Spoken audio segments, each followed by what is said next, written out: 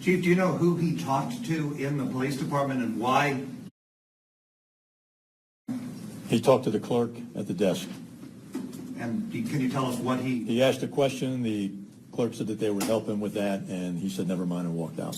Do you know what the question was? Yes. Well, what did he ask? I'm not going to say what it was. Can you categorize the depth and the breadth of this search? Has anything like this happened in San Antonio before? We have pulled out all the stops. We have engaged our federal partners, our state partners, and our local partners in the search for this individual. The search has gone on since we started yesterday afternoon and has not stopped all night and to this point, and it will not stop until this person is in custody. What happened with the person of interest that you guys are in custody? Is he released already? Or? We spoke with him and he was released. And that was through U.S. Marshal Service, correct? Pardon? That was through U.S. Marshal Service, correct? Or was there a separate? There's a task force, I'll call it, working on this case. So it was, the person was brought in for questioning and released. Chief, have you been in touch with your counterparts in St. Louis? Do you believe this was just an incredibly tragic coincidence that the same thing happened to an officer there several hours after it happened to our officer? I will say that it is certainly a coincidence, but we're not going to venture to say that it's connected. What about the mood of the officers? Do they feel like, based on what's happening around the country, especially yesterday, that, for lack of a better word, do they feel targeted at war? They absolutely felt targeted. I feel we were targeted.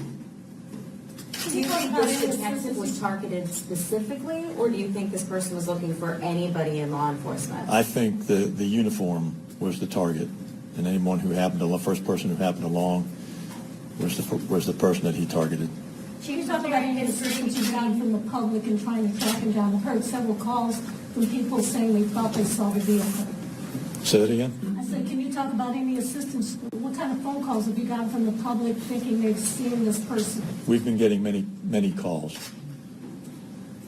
Will you guys be doubling up, writing Yes. buddies from now on, or just for how long? Yes, until this individual is apprehended, yes. Chief, at the time that this individual made entry into the lobby, were there any other uniformed personnel in the lobby? No. When you say doubling up, is that 2 people per patrol car, or is that 2 cars following each other? 2 officers per car. It's mandatory, I'm sorry, is that an option? Right now, it's an option, but we're encouraging it. Have you met with Detective Marconi's family, and is there anything the community can do to help right now? I have, and the community, as always, we're looking for information. Anyone out there who knows anything at all, no matter how trivial they think it may be, we want to know about it. 911 or 224, 224, what's that number? 224 stop. One more question. Anything more about the suspect that you care to share? Do we know if he's from the area? Is he known to the police department? Is there anything else? We don't know if he's from the area, but our net is we've cast it in a very wide area. What can be seen on the dashboard cam, Chief, if anything? A lot of things. Audio and video? I'm not going to go into that part. There's a lot of information on the dash cam video is all I'll say. What about Officer Marconi's family? Is he father, grandfather, kids, father? Obviously, as you might suspect, devastated.